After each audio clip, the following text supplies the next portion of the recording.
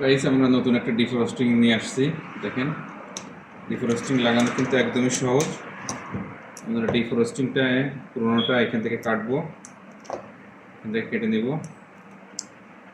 কেটে নতুন ডিফ্রস্টিংয়ের তারটা অনেক লম্বা থাকে, সাধারণত আমরা একটু কেটে ছোটো করে নেব।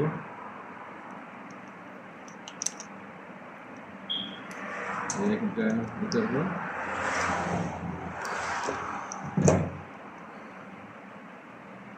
দুইটা তারের সাথে জয়েন্ট করে দিলে হয়ে গেল। সাধারণত আপনারা খেয়াল করবেন ডিফ্রস্টিংগুলা গোলা হয়ে গেছে কিনা, পানি ভিতরে পানি হয়ে গেছে কিনা, ঢুকছে কিনা। এটা ভিতরে পানি ঢুকলে ওটা আর সাধারণত কাজ করবে না। ওটা একটা ডিফ্রস্টিংয়ে একটা অটোমেটিক সুইচ। এটা কুলিং ভিতরে হয়ে গেলে কুলিংয়ের জন্য এটা কাজ করে। এটা হিটারকে কন্ট্যাক্ট লাইন দিতে সাহায্য করে।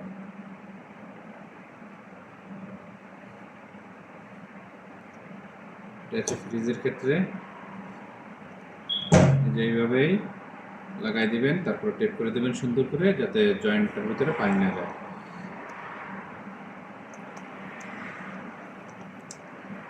টাইট করে টেপটা করতে হবে।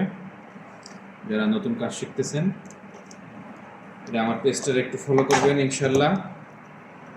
আর কাজ শিখে বিদেশে আসার জন্য চিন্তা ভাবনা যারা করতেছেন, আমার সাথে যোগাযোগ করবেন, আমার পেজের সাথে কমেন্ট করবেন, শেয়ার করবেন, তাহলে আমি বুঝতে পারবো।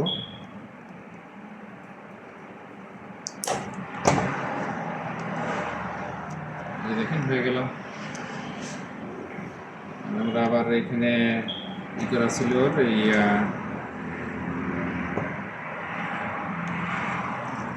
টাইকিলামের সাথে এইভাবে ছিল।